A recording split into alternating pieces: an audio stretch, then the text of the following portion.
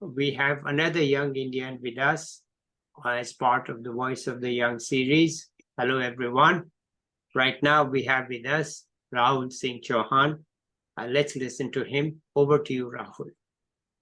Thank you, Dr. Mathur, for having me. And this is a great opportunity for us to speak our minds. And, thank you for doing these series for all of us. It gives us a platform to speak out. So I'm a PhD student at the University of Chicago in finance. And I've recently started as a PhD student.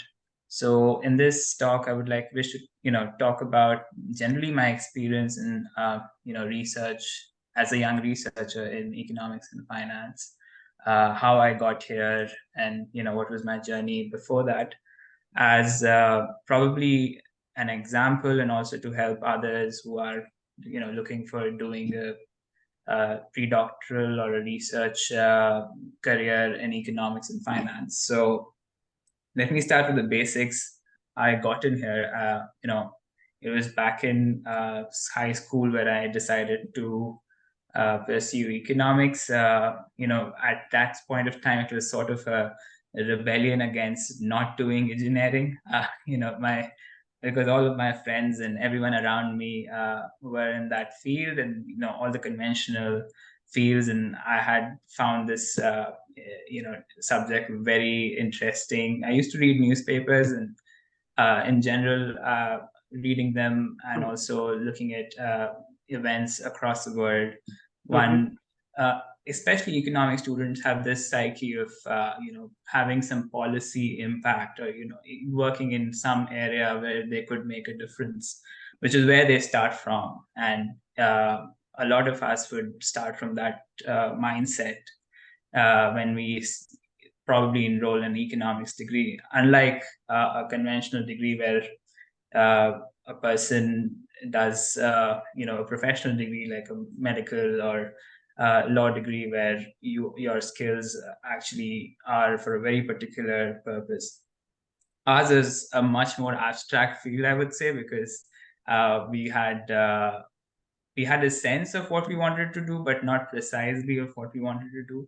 So I started with an undergraduate degree at Presidency University Kolkata. At that time, I was interested to, first explore this subject as much as possible, because as an outsider, as a high school student, when you go in, you see a difference in how the tools and techniques differ. As an outsider, you probably think in a very mundane, layman perception of, okay, this is interest rates and demand and all that jargon being thrown around. But when you go in, it's about a lot more rigorous and mathematical approach that we are exposed to in the beginning, which I think is really helpful in forming more logical arguments, and also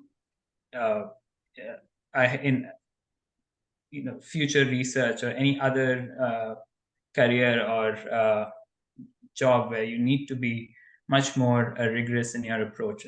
So I think that's one of the very basics which helped me in the beginning, is the mathematical preparation, and also the topics of logic and causal inference, which changes the way you look at things, of how things work in the world and phenomena happen. And at that time, I wanted to step out of class also. I wanted to explore opportunities outside. So I got into this very interesting conference at a very, in my first year in college, which was called the South Asian Economics Students Meet. So this was organized by universities in South Asia. So we had Indian universities, Ramjas College, universities from Pakistan, LUMS, Bangladesh University of Dhaka, Kathmandu, and Sri Lanka and Afghanistan, Bhutan. All of them come together as an undergraduate research conference. So we were teams of 14 each. And this was the first time that I had to write a paper, so to speak, but it wasn't like a paper. It was more like an extended essay with whatever you like on international trade or economic cooperation among South Asian countries. And this was where I first came across this whole field of researching in economics. Also, it was a really brilliant networking opportunity, because you see students not only from other universities in India, but also from across different countries in South Asia. And now a lot of us are here in the US, some of us are back in India researching in various positions. So that was the start point of where I started into research and economics and finance. And sir, you can interject at any point if you No, have no, any. I'm listening. I have an Yeah. interjection coming up, but Yeah. let me just hang on to it, okay? I'm listening very carefully. I have an interjection, but I want to give you the floor first. So I did this twice. I went to Colombo and then Kathmandu in 2016, 2017. Writing papers is one thing, and then presenting your ideas is another thing. So this is the first time you're presenting it. It was a kind of a very early experience for a student in economics. And, I felt that this was something which was not there in our universities ourselves, but it was outside the university. So probably if it's encouraged within the universities, we might even find more people like me pursuing that degree, because that was the push. Just like, okay, this is what I am sort of liking. Okay, And then I went Rahul, hang on. Here is my interjection. Okay. Yeah. I have thought and decided that I want this channel to be a Desi channel. Right. Desi means exactly the countries. I hate the term South Asia, because what is, if this is South Asia, where is North Asia? What's the dividing line? I've never understood what is Asia. It is a meaningless term. Okay. Yeah. Because Saudi Arabia is Asia. If you go to Saudi Arabia and tell them you are Asians, they'll say no. So South Asia is a meaningless term. I've coined a new term, BIBSNAP, BIBSNAP, that is Bhutan, India, Bangladesh, Sri Lanka, Nepal, Afghanistan, Pakistan. So 7 countries. And I am very keen that people from all these countries participate in this channel, and that the youths of these countries form links with each other. Now, it turns out that you are the second person who's mentioned that there is some group that's already doing this. That's great, but I want to get from you and from anybody else who's listening the contacts of these young people whom you already know from what I call as the BIBSNAP countries to come and participate on this channel, so that people who don't participate in those activities can still get to know them and form connections that will last years to come. Right. So I'm very keen to get, since you are an actual participant and you have actual friends from those countries, and you've been to Colombo, and you have been to Kathmandu, and you know of LUMS. So I want those connections. I normally don't speak much in this, but I say this privately to many speakers, but now I'm saying it officially on this channel, that I want it to be a Desi channel. Okay. And I don't use the term, I put it on LinkedIn also. I don't use the term South Asia. It has no meaning whatsoever. Cultural or social is like a bloody geography book. And I always, as I said, used to wonder, if we are South Asia, where is North Asia?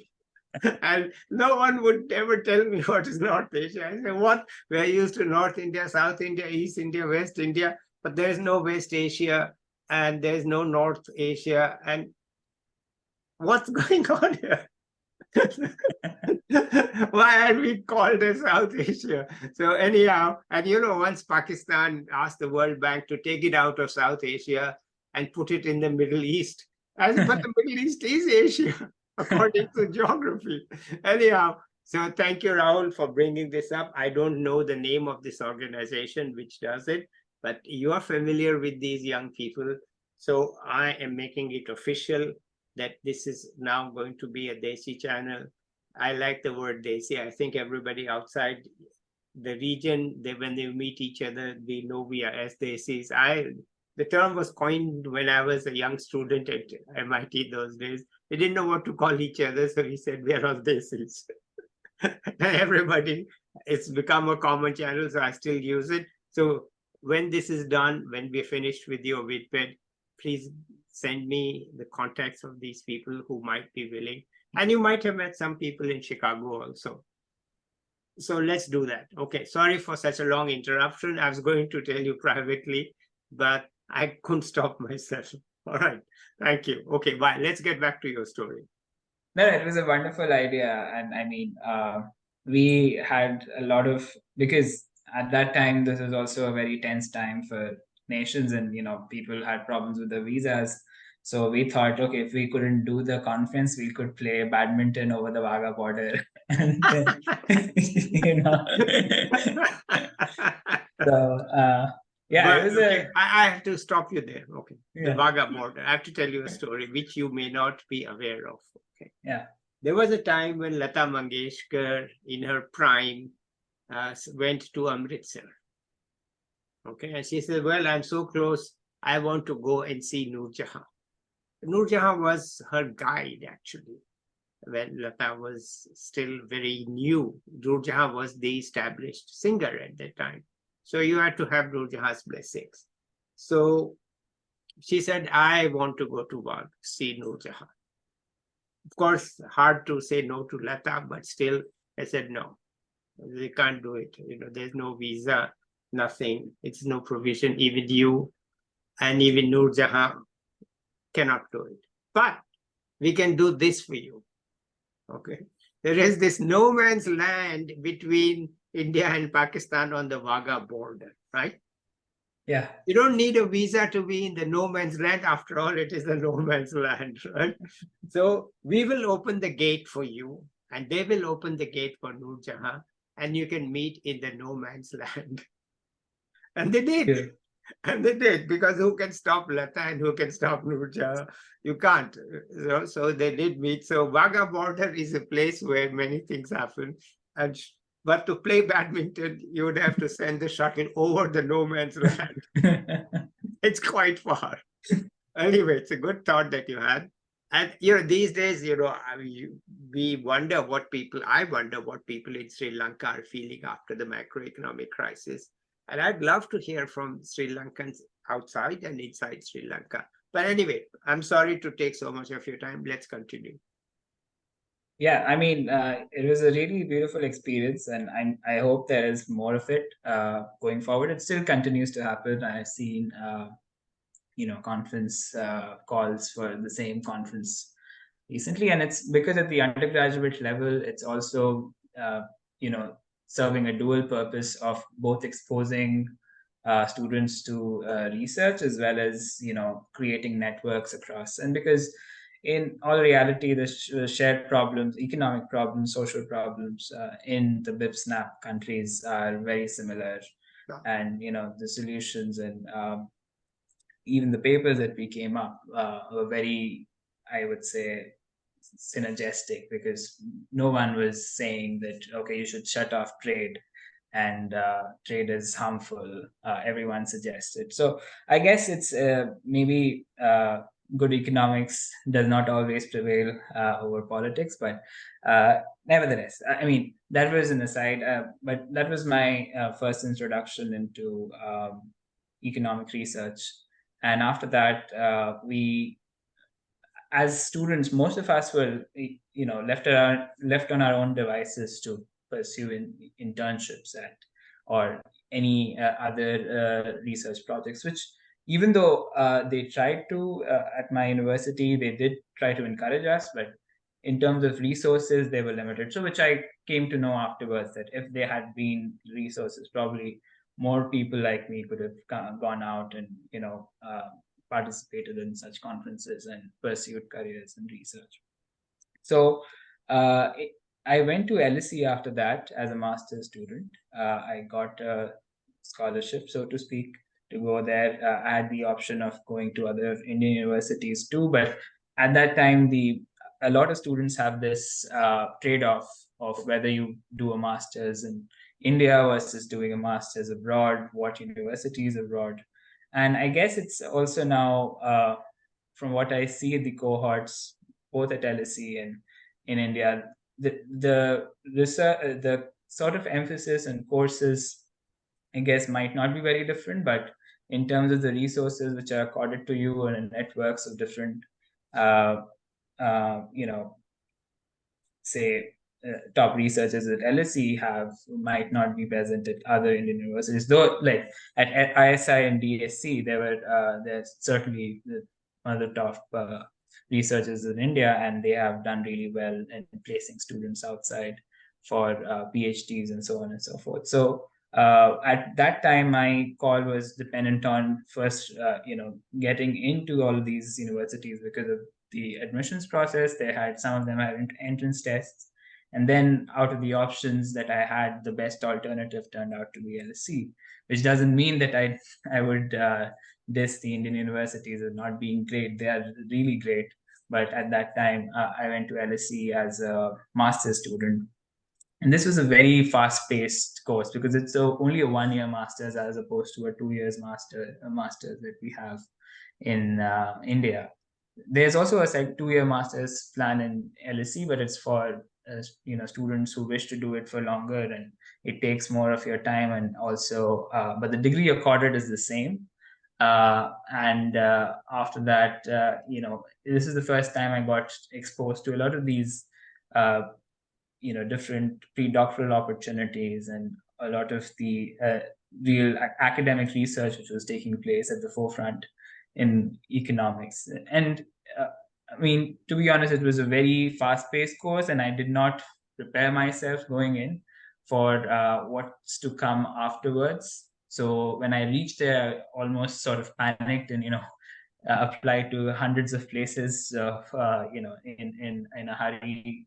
But in a sense, if one has to go there and plans to go there, I would say talk to people who've been there, and especially prepare yourself for applying early to a lot of these jobs which take place in September. Our classes begin in September, and all of these job applications also begin in September. So you have to simultaneously study as well as apply for jobs which you're not mentally prepared for. And a lot of us had this mentality going from India that the college would have this sort of placement systems where companies would come in and hire directly from the college. That doesn't happen. Didn't happen, at least during my time at LSE. So you had to do everything out of your initiative. You had to compete with, say, students from Oxford and Imperial College London and other similar universities in the UK and Europe for a small set of jobs. So that was something which I wish I would have prepared better. But nevertheless, I ended up getting as a research associate at CAFRAL RBI afterwards, which was my first job, so to speak, in a full-time job which I had. And this was a very enriching experience in the beginning because we were at the central office in Mumbai at RBI, and a lot of the research which was taking place was on very relevant recent issues in banking and non-banking financial companies, because this is the time when we had a lot of this ILFS slowdown and NPA crisis taking place at their peak. And both academic as well as the policy papers which were coming out at that time were on these very relevant sort of issues.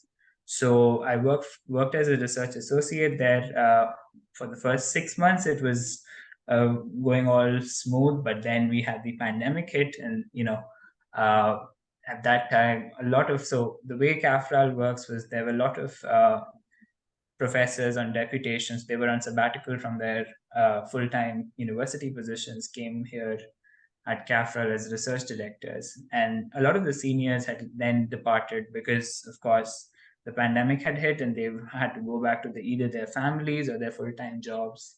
And at that time, it was sort of difficult because we were just 6 people in CAFRAL, 3 research directors and 3 research associates. But it was then when we had started assisting more towards policy work, assessing the impact of the pandemic, immediate impact in money markets and other areas. It was a very, very exciting as well as very scary times, because you didn't know what was to come, and B, you did not know how this would affect you personally, and also the type of things which were happening in terms of uh, the markets or even the lockdowns. It was very confusing, especially when you are young and you're seeing all these departures happening. So uh, at that time, I mean, I held to it, and we sort of, CAFRAL was really nice in making us work remotely from wherever we were. So most of us were from outside Mumbai, and Mumbai for outsiders isn't very hospitable, let alone in normal times. Yeah.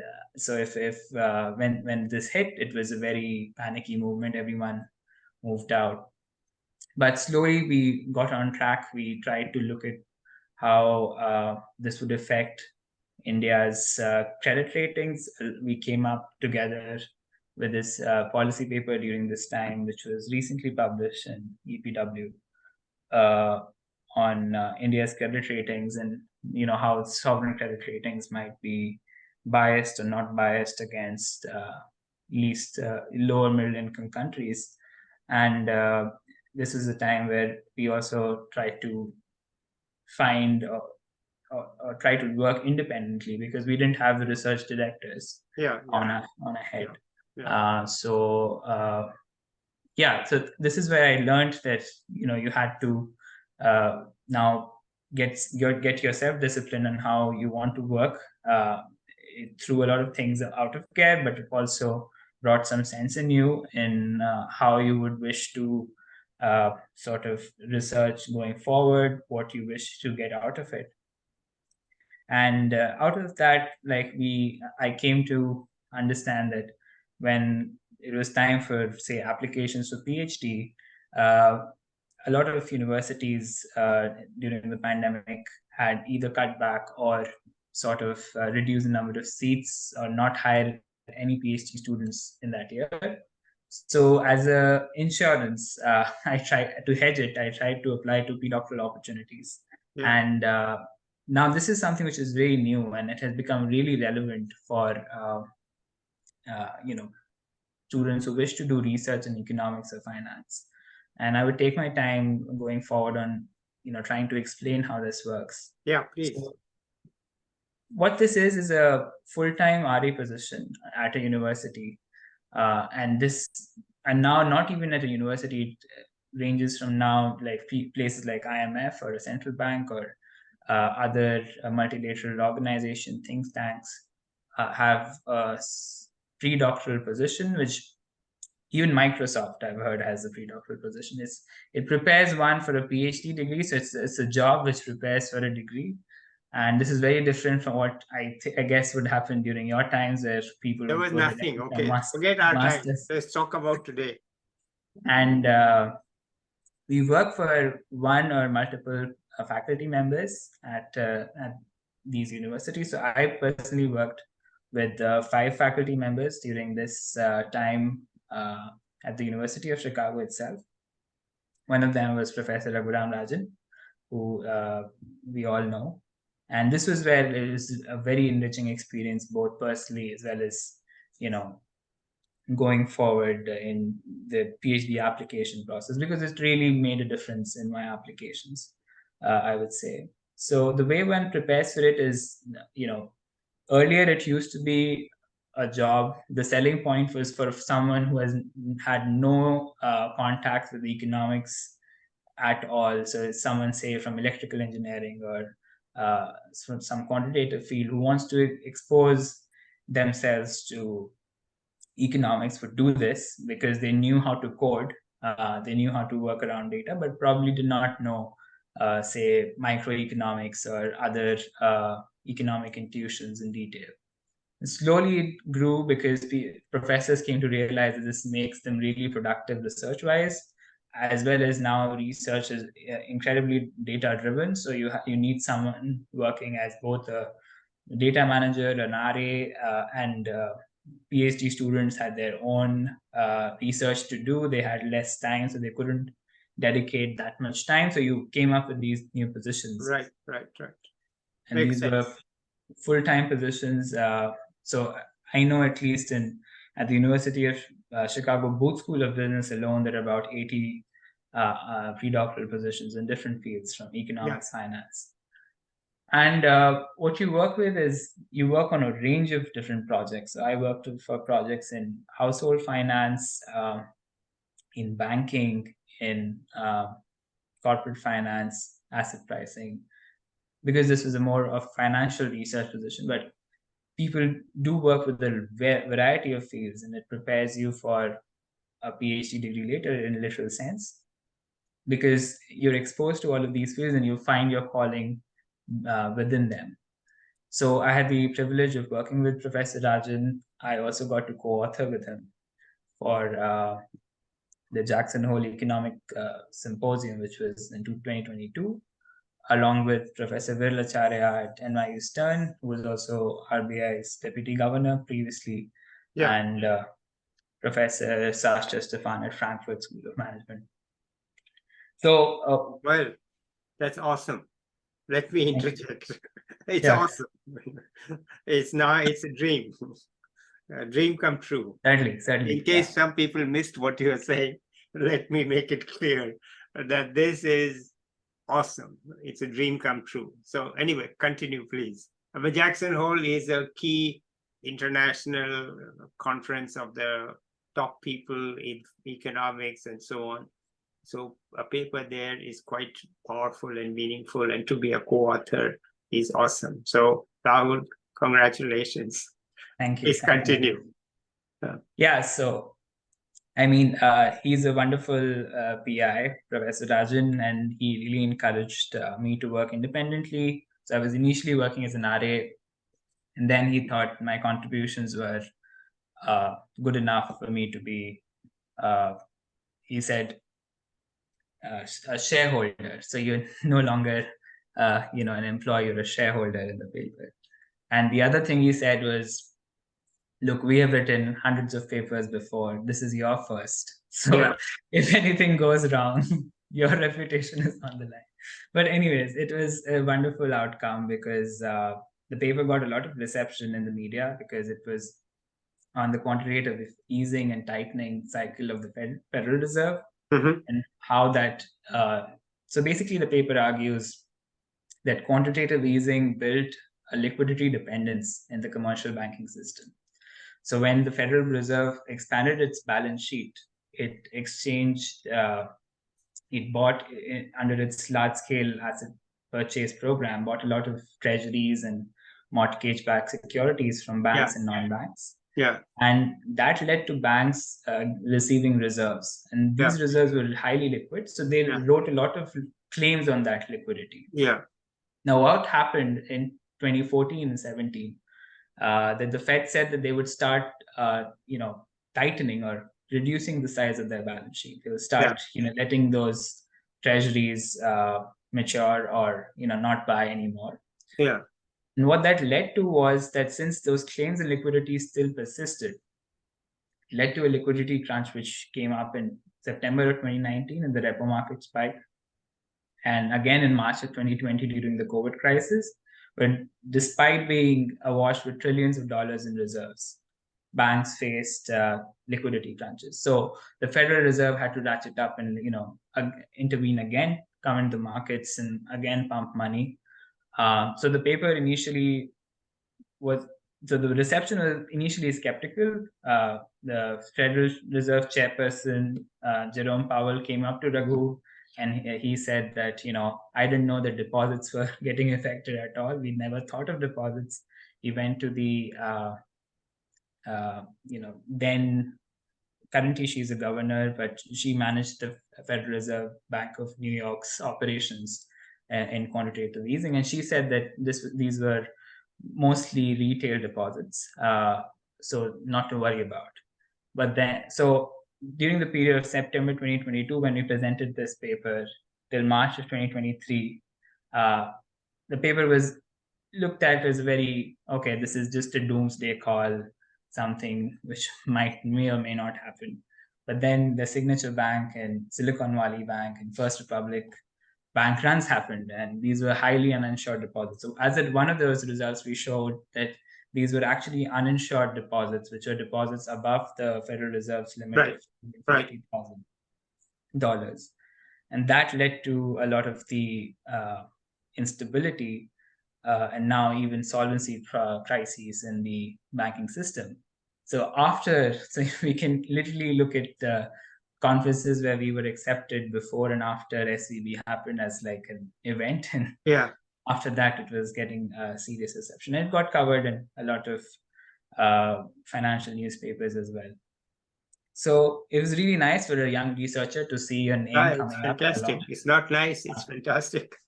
All right. So Let's continue.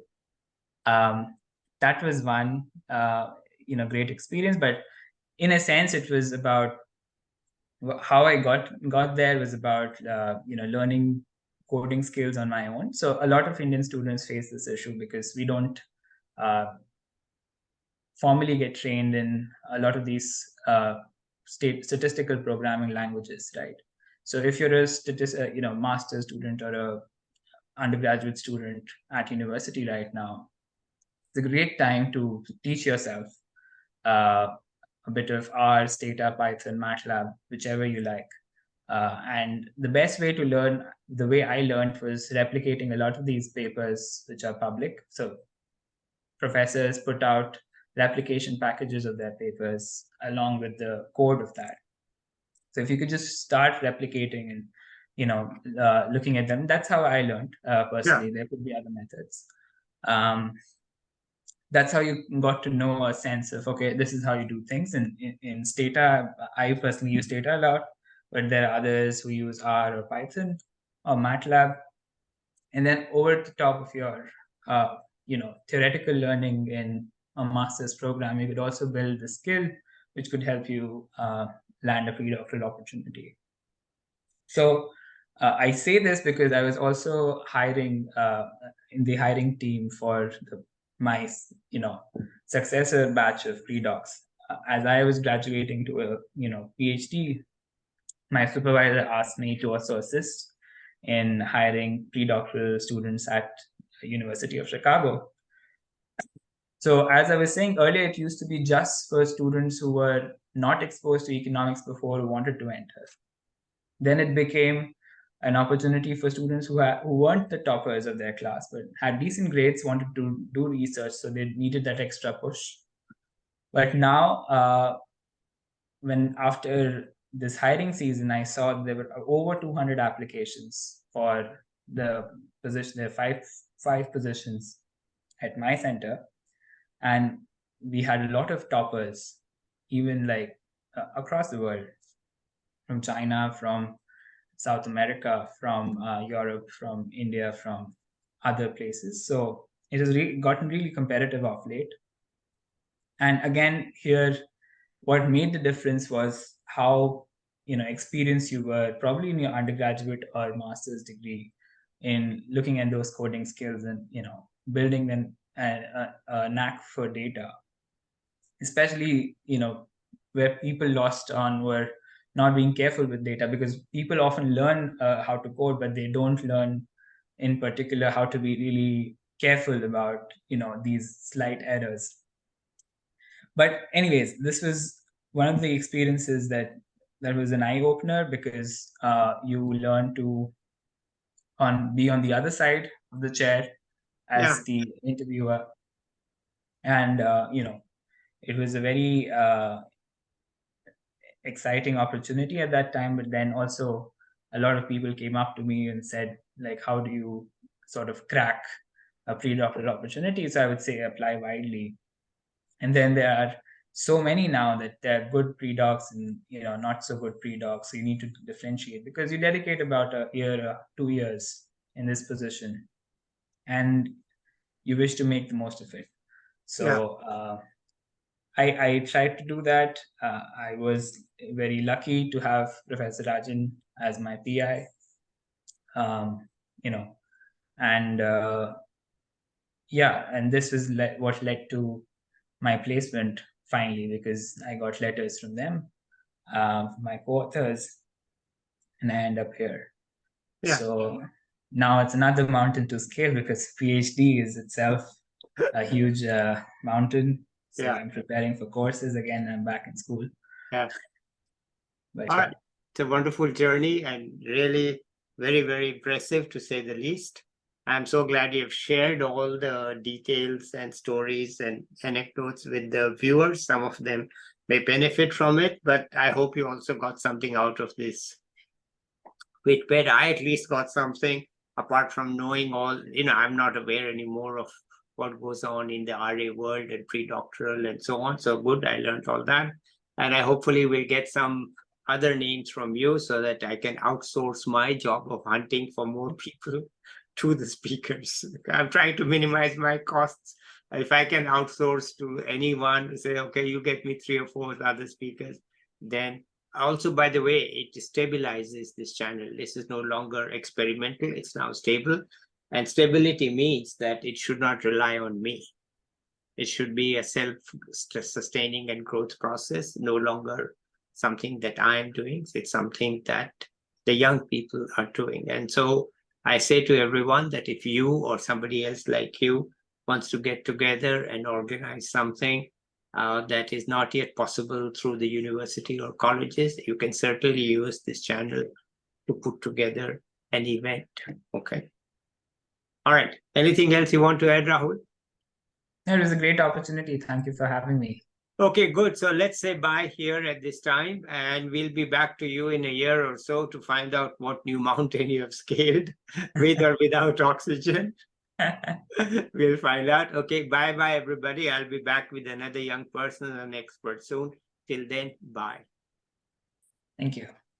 Okay.